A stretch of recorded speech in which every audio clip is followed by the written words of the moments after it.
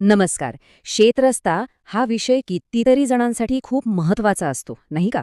पण आता ना, फक्त सोयीसाठी नवीन रस्ता मागण्याच्या प्रथेला सरकारनं एक मोठा ब्रेक लावलाय. कारण शासनानं एक खूप मोठा आणि तितकाच कडक निर्णय घेतलाय. आज आपण याच नव्या नियमाबद्दल सगळं काही जाणून घेणार आहोत. असं बऱ्याच जणांसोबत होतं नाही का?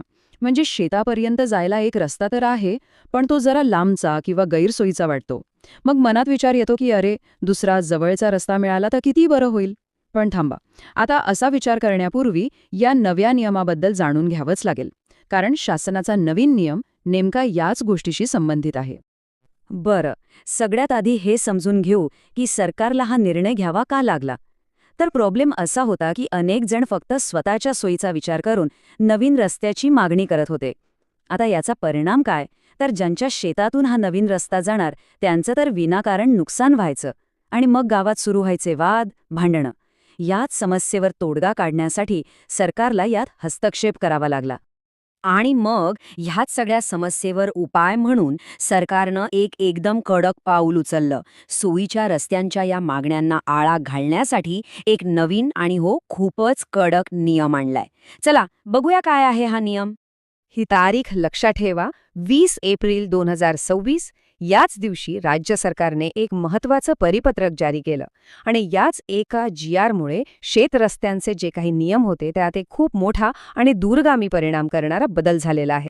अच्छा, मग हा नियम कशाच्या आधारावर आहे? तर महाराष्ट्र जमीन महसूल संहिता 1966 त्यातलं कलम 143. याच कायद्यानुसार शेतात जायला रस्ता देण्याचे अधिकार आहेत आणि आता याच कायद्याचा आधार घेऊन नवीन बंधनं सुद्धा घातली गेली आहेत. ओके, तर मग आता येऊया सगळ्यात महत्वाच्या मुद्द्यावर. हा नवीन नियम नक्की सांगतो तरी काय? सरकारनं अधिकाऱ्यांना काय सूचना दिल्यात? चला हेच आता आपण डिटेलमध्ये पाहूया. नियम एकदम सोपा आणि सरळ आहे. जर एखाद्या शेताला जायला यायला आधीपासूनच एक रस्ता असेल तर दुसरा कोणताही रस्ता दिला जाणार नाही. संपला विषय. म्हणजे थोडक्यात काय, तर एक शेत एक रस्ता हेच तत्त्व आता लागू झालंय. फक्त सोयीसाठी किंवा अंतर कमी करायला दुसरा रस्ता आता मिळणार नाही. आणि हा नियम व्यवस्थित लागू व्हावा यासाठी तहसीलदारांना अगदी स्पष्ट सूचना दिल्या आहेत. म्हणजे बघा, रस्त्यासाठी अर्ज आला की त्यांना आधी जागेवर जाऊन पाहणी करावीच लागेल आणि जर पाहणीत असं दिसलं की अरे, इथे तर आधीच एक रस्ता आहे, मग मात्र नवीन रस्त्याचा अर्ज थेट फेटाळला जाईल. यात आता कोणतीही सूट नाही. आणि हा नियम फक्त अर्ज करणाऱ्यांसाठी नाहीये, उलट हा नियम लागू करणाऱ्या अधिकाऱ्यांसाठी सरकारनं एक खूपच गंभीर इशारा दिलाय, ज्यामुळे ह्या नियमाचं पालन आता 100% होणार हे नक्की. तो इशारा काय आहे?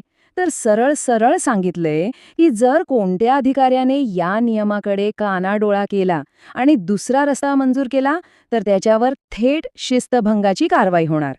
त्यामुळे आता कोणीही अधिकारी हे प्रकरण हलक्यात घेणार नाही हे नक्की. पण थांबा, यात एक महत्वाची गोष्ट आहे, एक अपवाद आहे. तो समजून घेऊया.